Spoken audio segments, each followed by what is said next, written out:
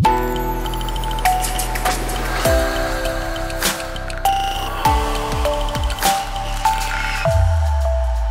jeune Moraï Rabotai, j'espère que vous allez bien. Alors, je voudrais partager avec vous une très très belle histoire.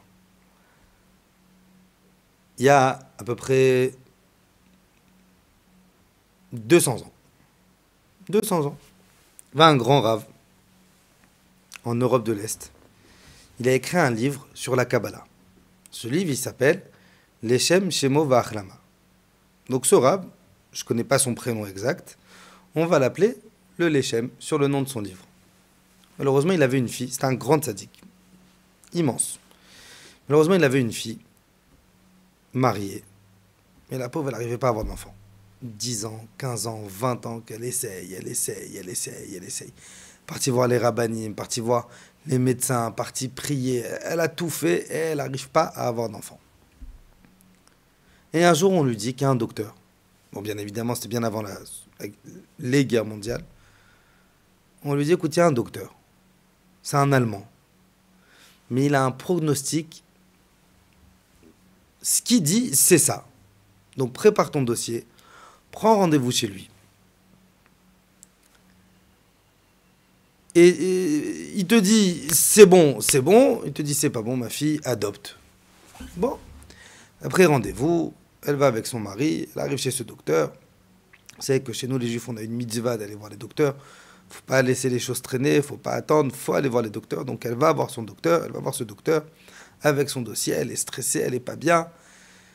Et le docteur, il prend le dossier, il l'ouvre comme ça, il regarde. Bon, il y a 200 ans, je sais pas exactement quelles analyses, quelles choses ils avaient, mais bon, la médecine il y a 200 ans. Et il regarde le dossier comme ça, 10 minutes, un quart d'heure, il va la regarder, et la pauvre, elle est pas bien. Alors, le docteur, il va la voir avec le visage triste. Il dit, écoutez, madame, je suis désolé, suivant les analyses que vous avez, vous ne pourrez pas avoir d'enfant.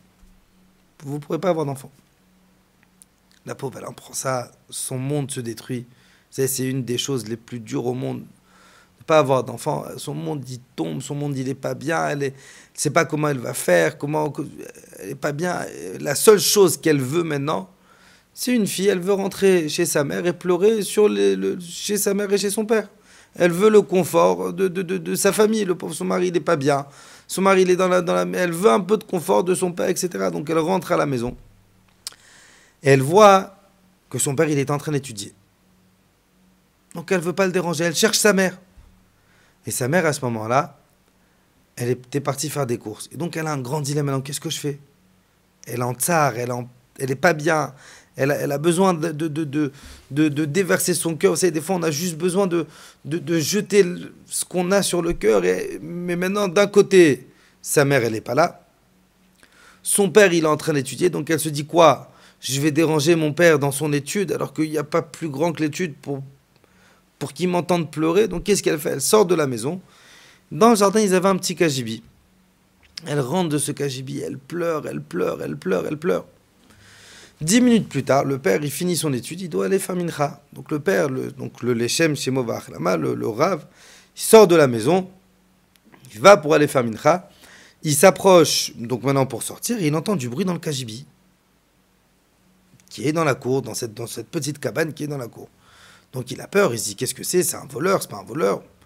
Il rentre et il trouve sa fille par terre en train de pleurer. Il lui dit, ma fille, qu'est-ce qu'il y a? Pourquoi tu pleures? Et elle lui annonce la nouvelle, la mauvaise nouvelle. Papa, voilà, je suis parti voir ce docteur. Mais pourquoi tu pleures là alors? Pourquoi t'es pas rentré? Il dit, papa, j'ai vu que tu étais en train d'étudier.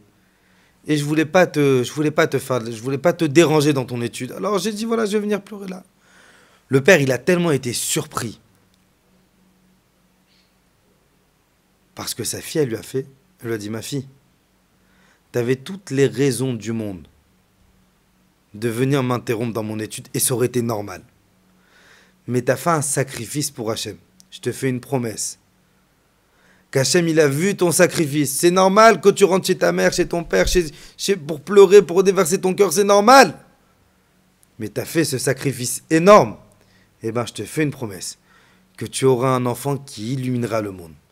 Et ce docteur, c'est pas ce docteur qui va décider, c'est Akadosh Baruch Hu qui va décider. Ce sacrifice que tu as fait, Akadosh Baruch Hu, il le voit. Et je te fais une promesse que tu auras un enfant qui illuminera le monde. Elle a eu un enfant. Vous savez, c'était qui cet enfant? Cet enfant, c'était Rav Eliashiv. Rav Eliashiv, c'était le Gadol Hador. Il est niftar il y a une dizaine d'années. C'était un génie en Torah, un monstre en Torah. La moralité de cette histoire. Akadosh Baruch Hu, il a créé le monde avec des lois. Il y a des lois de la nature. Le feu, il brûle. Quelqu'un qui ne sait pas nager, il se noie. Il y a des lois, il y a des règles. Mais Akadosh Baruch Hu, il a mis une exception. Si moi, je casse ma nature face à Hachem, si je suis en colère, je me calme.